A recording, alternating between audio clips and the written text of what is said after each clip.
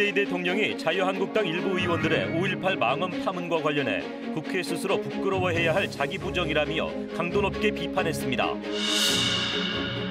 39년 동안 되풀이되고 있는 5.18 왜곡 역사를 되짚어보았습니다. 또 지만원 씨가 주장하는 북한군 개입설의 허구성을 조목조목 분석했습니다. 구례군이 수년째 중단됐던 지리산 케이블카 사업을 다시 추진하기로 하면서 환경단체 반발과 경쟁자치단체 간의 유치전이 재점화될지 주목됩니다.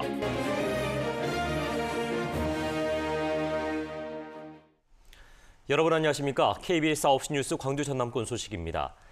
자유한국당 일부 의원들의 이른바 5.18 망언에 대해 문재인 대통령이 민주화와 헌법 정신을 부정한 것이라고 비판했습니다. 한국당은 문 대통령이 임명을 거부한 5.18 조사위원을 바꿀 이유가 없다며 그대로 다시 추천하겠다는 입장을 밝혀서 비난이 더욱 거세지고 있습니다. 박영민 기자의 보도입니다.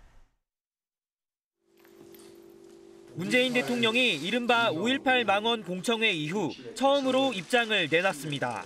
문 대통령은 5.18을 폭동이라는 등의 주장을 하며 왜곡 폄훼하는 것은 우리 민주화 역사와 헌법 정신을 부정하는 것이라고 강하게 비판했습니다.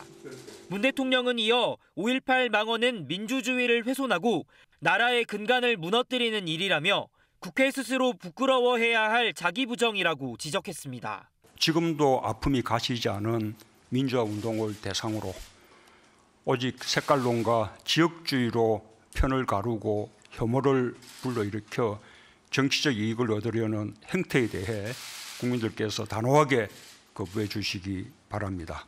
하지만 국회 윤리위원회는 정작 망언 국회의원 징계건에 대해 결론을 내리지 못했습니다.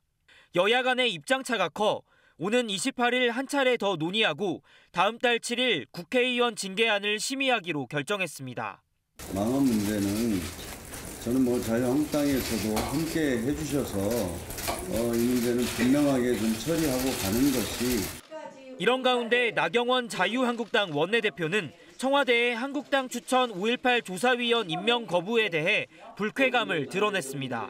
이렇게 청와대가 국회의 추천을 거부한 것은 한마디로 청와대의 신각을 단적으로 보여주는 대단히 무례한 사례이다라는 부분을 지적했습니다. 한국당이 임명 거부된 인사를 다시 추천하거나 아예 조사위원 추천을 미룰 경우 조사위 출범 자체가 늦어질 것이라는 우려가 나오는 상황. 한국당을 제외한 여야 사당은 새로운 후보를 추천하거나 추천권을 포기하라며 한국당을 압박하고 나섰습니다. KBS 뉴스 박영민입니다. 내년 2020년은 5.18 민주화 운동이 40주년이 되는 해입니다. 그동안 청문회와 검찰 수사, 재판, 국방부 과거사위원회, 또 헬기 사격 조사 등 5.18의 진실을 밝히려는 노력들이 이어져 왔습니다. 하지만 5.18을 부정하는 왜곡 역시 지금까지 계속되고 있습니다. 북한군 개입 반폭동이었다 하는 것을 밝혀내야 됩니다. 5.18 유공자라는 이상한 괴물 집단을 만들어내면서 우리의 세금을 축내고 있습니다. 5.18 진실 찾기만큼이나 질기게 이어져 온 왜곡의 역사는 5.18 항쟁 당시로 거슬러 올라가는데요.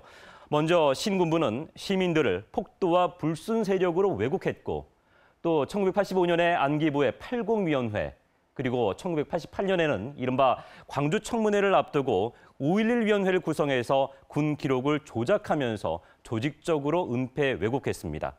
또 청문회에서는 계엄군에 앞서서 시민들이 먼저 총을 쏘았다는 이런 허무맹랑한 주장까지 해댔습니다. 자, 2000년대로 가볼까요? 2000년대 들어서는 극우 세력을 중심으로 왜곡된 내용이 재생산되기 시작합니다. 먼저 북한군 특수부대 침투설, 그리고 교도소를 지나던 시위대를 좌익 재소자 구출을 위한 습격 사건으로 둔갑시킨다든지 또 사망자 대부분이 시민군 총격으로 숨졌다는 내용이 대표적인 가짜 뉴스들입니다. 자, 오늘은 이렇게 대표적인 5.18 왜곡 사례인 북한군 개입설의 허구성을 곽선정 기자가 짚어봤습니다. 북한군 개입설을 퍼뜨리는 극우 논객 지만원 씨. 지 씨가 제시한 근거 가운데 가장 황당한 건 5.18 당시 활동했던 600여 명의 북한군이라고 지목한 이른바 광수 사진입니다. 하지만 사진 속 인물들은 광주 시민들로 속속 밝혀지고 있습니다. 또 지 씨는 과학적인 얼굴 인식 기법을 개발해 적용했다고 하는데 심지어 차 유리창 너머에 윤곽조차 분간할 수 없는 인물도 광수라고 주장합니다. 이에 대해 법원에서도 광수 사진 관련 분석 결과를 뒷받침할 만한 작업 방식 등을 제출하지 못해 근거가 없다며 배상과 함께 배포 금지 명령을 내렸습니다. 미국 CIA가 지난 2017년 공개한 자료들도 북한군 개입설을 일축하고 있습니다. 오히려 전두환 당시 중앙정보부장이 계엄령을 합리화하기 위해 북한의 위협을 들먹였다고 봤고 미 국가안전보장회의 극비 문서도 북한의 군사 행동은 없다고 썼습니다. 각종 서적과 탈북자들의 증언 역시 다른 사람들에게 전해 들었다는 등 근거가 빈약한 데다 침투 규모와 시점, 경로 등이 모두 제각각이어서 신빙성이 떨어집니다. 당시 개마에 있는데 우리 대한민국 육군, 공군, 해군, 해병대 모든 군인들이 당시에 그러면은 대간첩 작전을 한 번이나 했나? 그 많은 600명이 대한민국에 넘어왔다 하면은 지만원 씨를 뒤에서 후원하는 사람이 있지 않느냐 생각을 듭니다. 국방부도 지난 2013년과 박근혜 정부 당시 북한군 개입설을 공식적으로 부인했고 이번 논란이 불거지자 지난 12일 또다시 근거가 없는 것으로 판단한다는 입장을 밝혔습니다. KBS 뉴스 곽선정입니다. 5.18 왜곡과 관련해서 광주시 교육청이 전국적으로 5.18 교육이 이루어질 수 있도록 지원을 강화하기로 했습니다. 시교육청은 전국 시도교육감협의회와 함께 전국의 모든 학교에서 5.18 계기 교육이 이루어질 수 있도록 추진하고 필요한 자료를 전국 초중고등학교 15,000여 곳에 배포하기로 했습니다.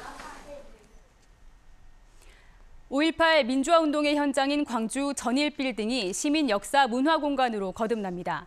광주시는 오늘 전일빌딩 옥상에서 리모델링 기공식을 열어서 5.18 역사를 보존하고 시민 공간으로 활용하는 공사에 본격 착수했습니다. 전일빌딩은 484억 원의 사업비를 들여서 5.18 당시 총탄의 흔적이 발견된 곳을 기념 공간으로 조성하고 시민 사랑방 등도 갖춰서 5.18 40주년인 내년 3월에 재개관할 예정입니다. 구례군이 그동안 중단됐던 지리산 케이블카 사업을 재추진하기로 했습니다. 환경단체가 즉각 반발하고 나선 가운데 경남과 전북 등 지리산 케이블카 설치를 추진했던 인근의 자치단체 간의 유치전이 다시 시작될지도 관심입니다. 보도에 이영화 기자입니다. 구례군 산동면의 지리산 자락입니다. 지난 1997년부터 구례군이 4차례나 케이블카 설치를 위해 국립공원 계획 변경을 신청했던 곳입니다. 구례군은 번번이 무산됐던 케이블카 설치를 다시 추진하기로 하고 국민 서명운동과 함께 관련 용역을 제기했습니다. 그동안 중지되었는데 다시 재개를 하였고요. 5월 말까지 주민들 서명을 받은 후에 금년도 말경에 이제 환경부로 변경 계획 신청서를 제출할 계획입니다. 추진 구간은 지리산 온천지구에서 종석대 하단까지 3.1km.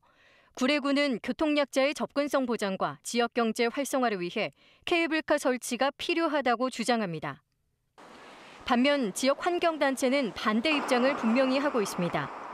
별로 거론할 가치조차 없다라고 생각을 하고 있습니다. 굉장히 민심을 호도하고 그리고 예산을 낭비하는 정책이라고 생각을 하고 있어요.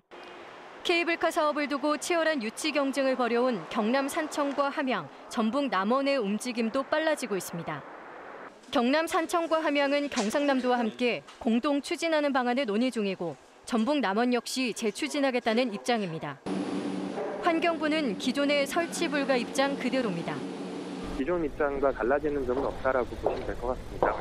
그리고 지자체 간의 이해관계에 대해서도 어느 정도 안이 있어야지만 입부가 가능하다라는 게 의견들이셨기 때문에 구례군이 잠잠했던 지리산 케이블카 사업을 다시 추진하면서 찬반 논란은 물론 자치단체 간 경쟁이 예고되고 있습니다. KBS 뉴스 이영화입니다.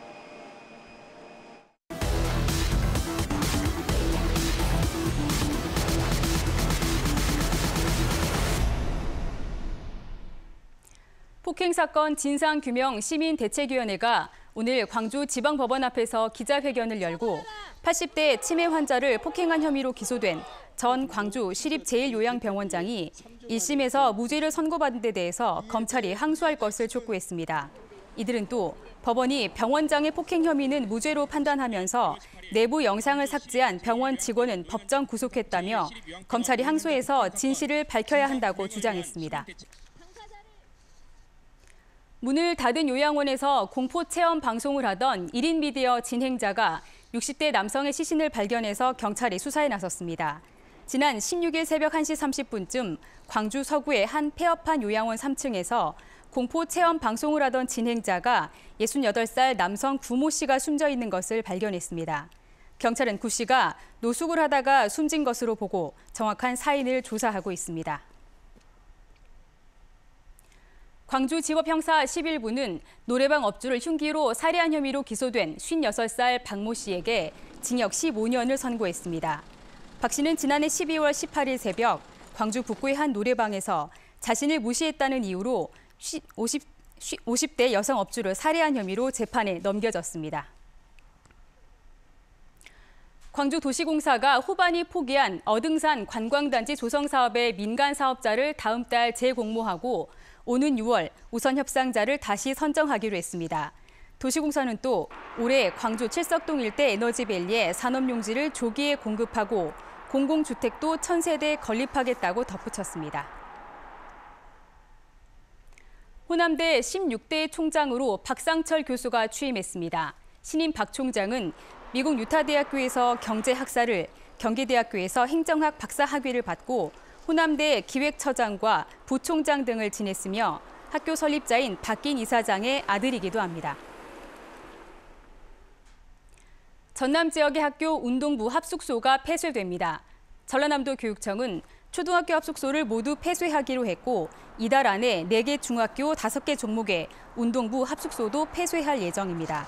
하지만 고등학교 6곳의 7개 종목 합숙소에 대해서는 입시 등을 고려해서 방학이나 주요 대회를 앞둔 시점에 한해서는 단기간 합숙이 가능하도록 했습니다. 전국시도교육감협의회가 정부가 약속한 고교 무상교육이 조기에 실시될 수 있도록 할 것을 요구했습니다.